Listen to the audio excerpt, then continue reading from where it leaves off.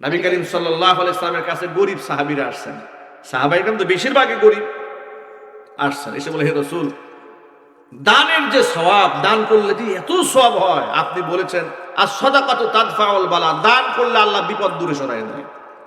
দান আল্লাহর কাছে খুবই প্রিয় আমল, বলেন সুবহানাল্লাহ। আলিয়াদুল উলিয়া খায়রুম মিনাল ইয়াদিস সুফলা, যে হাতে নেয় গ্রহীতার হাতের চেয়ে দাতার হাত আল্লাহর কাছে অনেক দাম। কারণ যেই ব্যক্তি প্রথমত দান করে, প্রত্যেকটা দানের টাকা প্রথম আল্লাহর হাতে গিয়ে পড়ে। তো দান আল্লাহর অনেক প্রিয়। দান করলে মর্যাদা বাড়ে, দান করলে আল্লাহর সাথে মহব্বত বৃদ্ধি পায়, মানুষের সাথে সম্পর্ক ভালো হয়। গরিব সাহাবীরা এসে রাসূলের কাছে একটা অবজেকশন জানালেন, ইয়া রাসূলুল্লাহ, ইয়া হাবিবাল্লাহ, দানের এত সওয়াব, সব সওয়াব তো ধনীরা নিয়ে গেল, আমরা গরিব, দানের সওয়াব তো নিতে পারছি না, আমাদের আমল কি? এরা তো কম্পিটিশন করে একেবারে উপরে চলে গেল দান করতে করতে, আমরা এতটা গরিব, আমরা তাদের সাথে পেরে উঠলাম না। নবীজি বললেন, তোমাদের একটা আমল শিখাই দেই, শোনো।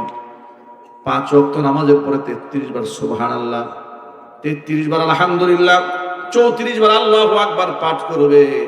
ওরা দান করে যে সওয়াব পাবে, তোমরা দান না করলেও তার থেকে বেশি সওয়াব কামাই ফেলবে। নামাজ শেষ হওয়ার পর থেকে এখন গরিব মানুষটা কি কি যেন বীর করে বলে, সুবহানাল্লাহ সুবহানাল্লাহ। ধনী যারা, এরা লক্ষ্য করে কি ব্যাপার, নামাজ শেষ, সবাই চলে গেছে, এরা বসে বসে কি বলে, জিজ্ঞেস করে, আচ্ছা তোমরা কি বলো? এখন বলতে মনে চায় না, কিন্তু জিজ্ঞেস তো করে ফেলেছে। বলে যে নবী করিম সাল্লাল্লাহু আলাইহি ওয়াসাল্লাম আমাদেরকে একটা আমল শিখিয়ে দিয়েছে, আমরা গরিব মানুষ তো, আল্লাহর নবী শিখিয়ে দিয়েছেন এই আমল, প্রত্যেক নামাজের পরে 33 বার সুবহানাল্লাহ, 33 বার আলহামদুলিল্লাহ, 34 বার আল্লাহু আকবার। এই আমলটা রাসূল পাক সাল্লাল্লাহু আলাইহি ওয়াসাল্লাম আমাদেরকে শিখিয়েছেন। এটা শোনার পরে ধনীরা দান তো করেই সাথে সাথে এই আমলও শুরু করেছে।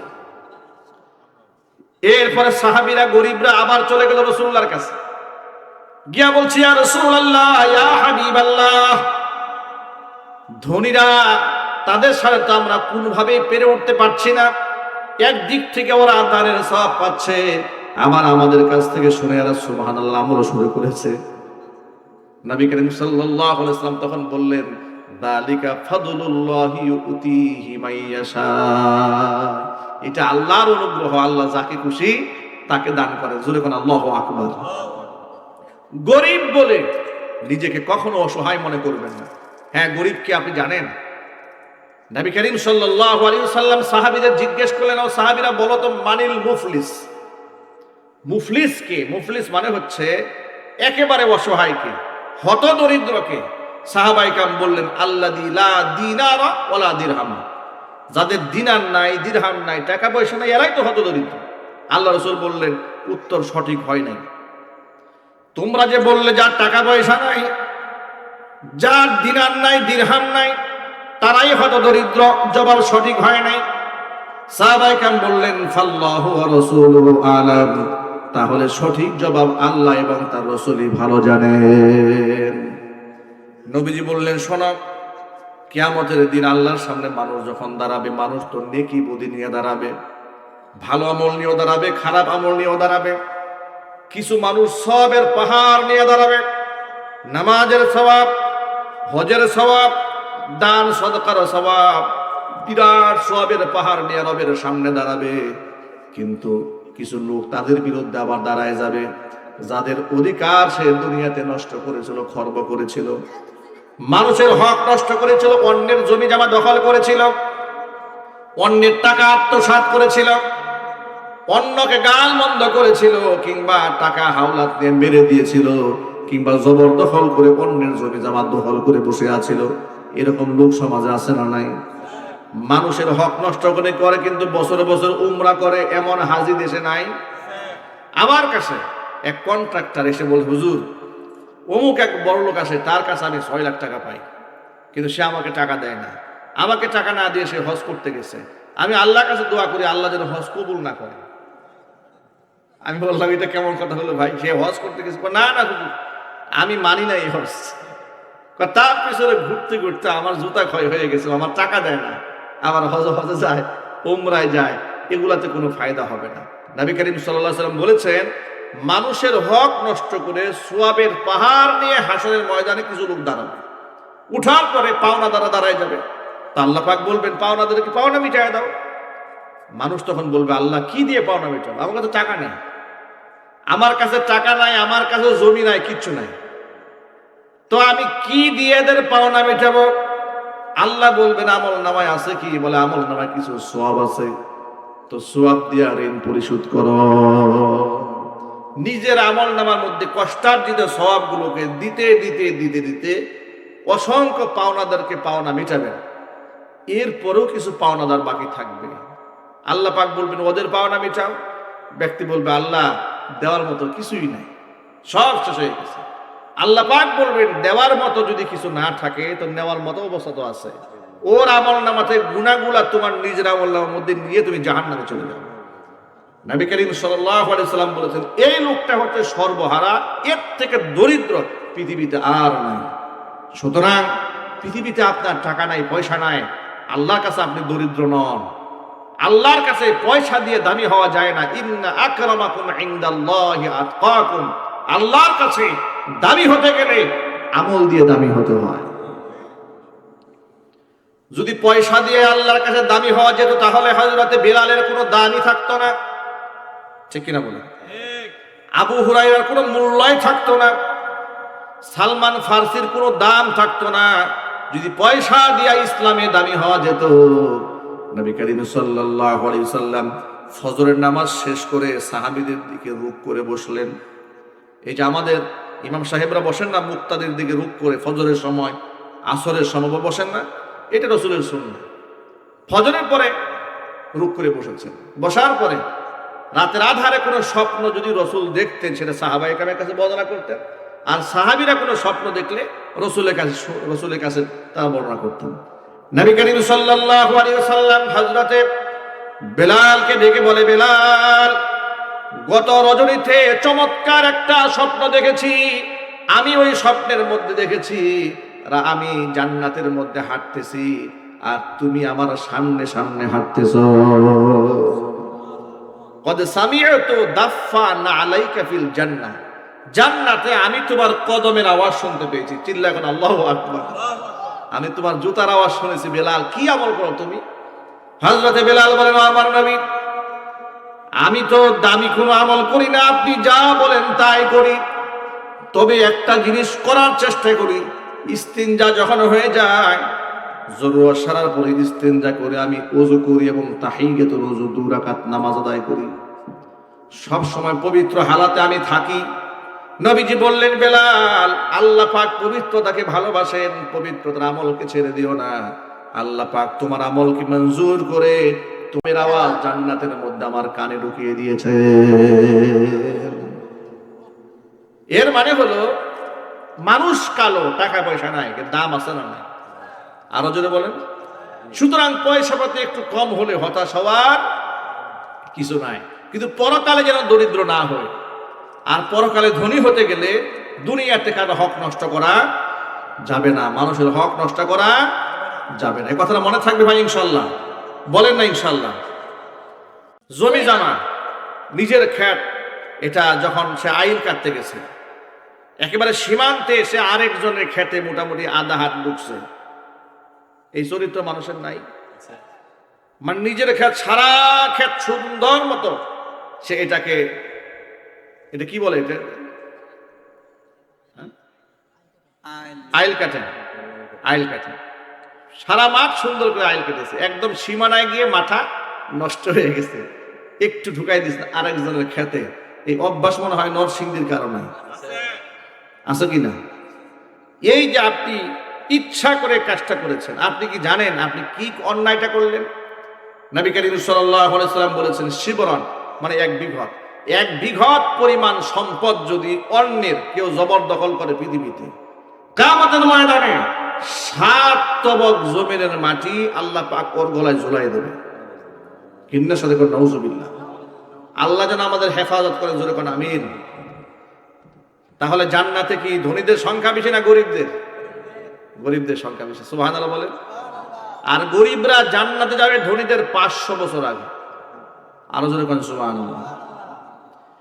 নবী করিম সাল্লাল্লাহু আলাইহি ওয়াসাল্লাম এরপরে বলেন ওয়াত্তলাতু ফিন্নার, জান্নাত থেকে এবার নজর ফিরিয়ে আমি জাহান্নামে তাকালাম, দেখি জাহান্নামে কারা। হুজুর বলেন ওয়াত্তলাতু ফিন্নার ফারাআইতু আকসারা আহলিহান নিসা, আমি জাহান্নামে তাকিয়ে দেখি জাহান্নামের অধিকাংশ বাসিন্দাই পৃথিবীর মহিলারা, একেবারে জাহান্নাম দখল করে ফেলছে। নাউজুবিল্লাহ বলেন। নবী করিম সাল্লাল্লাহু আলাইহি ওয়াসাল্লাম হচ্ছেন শিক্ষক, সাহাবায়ে কেরাম তার সরাসরি ছাত্র। জিবরিল আলাইহিস সালাতু ওয়াস সালামের কাছ থেকে ইলম শিক্ষা গ্রহণ করতেন নবীনা মুহাম্মদ রাসূলুল্লাহ সাল্লাল্লাহু আলাইহি ওয়াসাল্লাম। জিবরাইল যে রাসূলকে শিখাতেন, কোরআন মাজিদের সূরা নাজমে আল্লাহ বলেছেন আল্লামাহু শাদীদুল কুওয়া, আমার নবী মুহাম্মদ সাল্লাল্লাহু আলাইহি ওয়াসাল্লামকে যিনি শিক্ষা দেন তিনি দুর্বল কিংবা শারীরিকভাবে দুর্বল কিংবা মেধাধী শক্তির দিক থেকে দুর্বল এমন কোন ফেরেশতা নন। শাদীদুল কুওয়া, প্রচন্ড প্রতাপশালী এক শক্তিশালী ফেরেশতা, তার নাম জিবরাইল। তিনি আমার বন্ধু মুহাম্মদ সাল্লাল্লাহু আলাইহি ওয়াসাল্লামকে নির্ভেজাল ইলম শিক্ষা দান করেন। জোরে বলেন সুবহানাল্লাহ। নবী করিম সাল্লাল্লাহু আলাইহি ওয়াসাল্লামের শিক্ষক হয়ে দুনিয়াতেই তিনি এসেছেন। রাসূল বলেছেন ইন্নামা আনা বুইসতু মুআল্লিমা, নিশ্চয় আমি প্রেরিত হয়েছি শিক্ষক রূপে, ছাত্র হয়ে আমি আসিনি। ওয়া ইন্নামা আনা বুইসতু লিউতাম্মিমা মাকারিমাল আখলাক, চরিত্রের পূর্ণতাকে প্রতিষ্ঠিত করার জন্য এই পৃথিবীতে আল্লাহ পাক আমাকে পাঠিয়ে দিয়েছেন। সুতরাং আল্লাহর নবী হচ্ছেন মানবতার শিক্ষক, গোটা জগৎবাসীর জন্য একটা মডেল, একটা নমুনা। কোরআন এবং সুন্নাহ হচ্ছে গাইডলাইন, আল্লাহর নবী তার বাস্তব প্র্যাকটিক্যাল নমুনা। উম্মুল মুমিনিন মা আয়েশা সিদ্দিকা রাদিয়াল্লাহু তাআলা আনহাকে যখন প্রশ্ন করা হয়েছিল তাবিঈদের পক্ষ থেকে, কারণ তারা রাসূলকে দেখেনি, তারা বলেছিলেন কাইফা কানা খুলুকুন নবী সাল্লাল্লাহু আলাইহি ওয়াসাল্লাম, রাসূলের চরিত্র কেমন ছিল, খুলুক আখলাক কেমন ছিল। তখন মা আয়েশা বলেছিলেন আলা তাকরাউনাল কোরআন, তোমরা কোরআন পড়ো না? তারা বলে নিশ্চয় আমরা কোরআন পড়ি। যদি কোরআন পড়ে থাকো তাহলে চরিত্র জানার জন্য দূরে কোথাও যেতে হবে না। খুলুকুহু আল কোরআন, মুহাম্মদ সাল্লাল্লাহু আলাইহি ওয়াসাল্লামের চরিত্র হচ্ছে 30 পারা কোরআনের বাস্তব নমুনা। আল্লাহর নবী হচ্ছেন আমাদের জন্য মডেল। আমাদের দেশের লোকেরা দেখবেন অনেক সময় রাজনৈতিক স্বার্থে বলে আমি অমুক নেতার আদর্শের সৈনিক, যার কথা বলেছে খোঁজখবর নিয়ে দেখবেন সে নামাজও পড়ে না। ভালো করে খোঁজখবর আর একটু ডিপলি দেখবেন যে তার চরিত্রে কোনো বালাই নেই। ঠিক কিনা বলেন? এই জন্য দুনিয়ার সাধারণ কোনো মানুষকে অন্ধভাবে বিশ্বাস না করে বিশ্বাস করতে হবে মুহাম্মদ রাসূলুল্লাহ সাল্লাল্লাহু আলাইহি ওয়াসাল্লামকে। লাকাদ কানা লাকুম ফি রাসূলিল্লাহি উসওয়াতুন হাসানাহ, যে রাসূলের মধ্যে রয়েছে তোমাদের জন্য উত্তম আদর্শ। নবী করিম সাল্লাল্লাহু আলাইহি ওয়াসাল্লামকে আল্লাহ পাক এত ইলম দান করেছিলেন, রাসূল বলেছেন উতীতু ইলমাল আউয়ালিন ওয়াল আখিরিন, আল্লাহ আমাকে পৃথিবীর পূর্বাপর সমস্ত জ্ঞান দান করেছেন। সাফা পাহাড়ের উপরে দাঁড়িয়ে আল্লাহ রাসূল বলেছিলেন মক্কাবাসীকে, ও মক্কার লোকেরা, আমি যদি এই মুহূর্তে তোমাদেরকে বলি পাহাড়ের উপর দাঁড়িয়ে যে পাহাড়ের অপর প্রান্ত থেকে সৈন্যবাহিনী, শত্রু বাহিনী তোমাদের আক্রমণ করতে আসছে, বিশ্বাস করবে? তারা বলল নিশ্চয়ই বিশ্বাস করবো, কেন নয়, কোনদিন তোমাকে মিথ্যা কথা বলতে শুনিনি। আল্লাহর নবী সাল্লাল্লাহু আলাইহি ওয়াসাল্লাম বলেছেন তাহলে শোনো, আল্লাহ পাক আমাকে সত্য দিন দান করেছেন, আল্লাহ আমার উপর কোরআন নাযিল করেছেন, হিদায়াত নাযিল করেছেন। নবী হওয়ার কারণে আমি ইহকাল এবং পরকাল দুটোই দেখতে পাই। আমি তোমাদেরকে বলছি তোমরা কালিমা পড়ে মুসলমান হয়ে যাও। তা না হলে আমি যেমন পাহাড়ের উপর দাঁড়িয়ে পাহাড়ের অপর প্রান্ত দেখতে পাচ্ছি, অনুরূপ ভাবে আমি তোমাদের আগামী দেখতে পাচ্ছি। যদি তোমরা ইসলাম গ্রহণ করো তুফলিহুন, তাহলে তোমরা সফল হবে, অন্যথায় তোমরা ব্যর্থ হবে। ভাইরা আমার, আল্লাহ নবী সাল্লাল্লাহু আলাইহি ওয়াসাল্লামকে আল্লাহ পাক এতটা কাছে টেনে নিয়েছিলেন, মুকাররাব করে নিয়েছিলেন। সূরা নাজমের মধ্যে আল্লাহ বলেছেন فكان قاب قوسين أو أدنى فأوحى إلى عبده ما أوحى ধনুক চিনেন? ধনুক, তীর মারে না ধনুক দিয়া? তীর যখন নিক্ষেপ করা হয়, ধনুকের দুই মাথা একদম নিকটে চলে আসে না টান খাওয়ার পরে? সুতা টান দিলে দু মাথা কি দূরে থাকে না কাছে চলে আসে? কতটা কাছে আসে? অনেকটা কাছে চলে আসে। আল্লাহ পাক বলেছেন ফাকানা কাবা কাউসাইনি আও আদনা, ধনুকের দুই মাথাটা টান দিলে যেমন কাছাকাছি আসে, আমার নবী মুহাম্মদ সাল্লাল্লাহু আলাইহি সাল্লাম মিরাজ রজনীতে আমি আল্লাহর ততটুকুন কাছাকাছি কিংবা তার থেকেও কম কাছাকাছি চলে এসেছিল। এতটা নিকটের আমার হাবিব। ফাআউহা ইলা আবদিহি মা আউহা, আমার পক্ষ থেকে তাকে যা ওহী প্রত্যাদেশ করার আমি তা করেছি। নবী করিম সাল্লাল্লাহু আলাইহি ওয়াসাল্লাম আল্লাহর পক্ষ থেকে এত কিছু পেয়েছেন, পৃথিবীর সমস্ত নবীরা মিলেও এত কিছু পান নাই। পৃথিবীর সমস্ত নবীদের মুজিজাতগুলো একত্রিত করলে আমার আপনার নবীকে আল্লাহ পাক যে মুজিজাত দান করেছিলেন তার সমতুল্য হবে না। সুবহানাল্লাহ বলেন।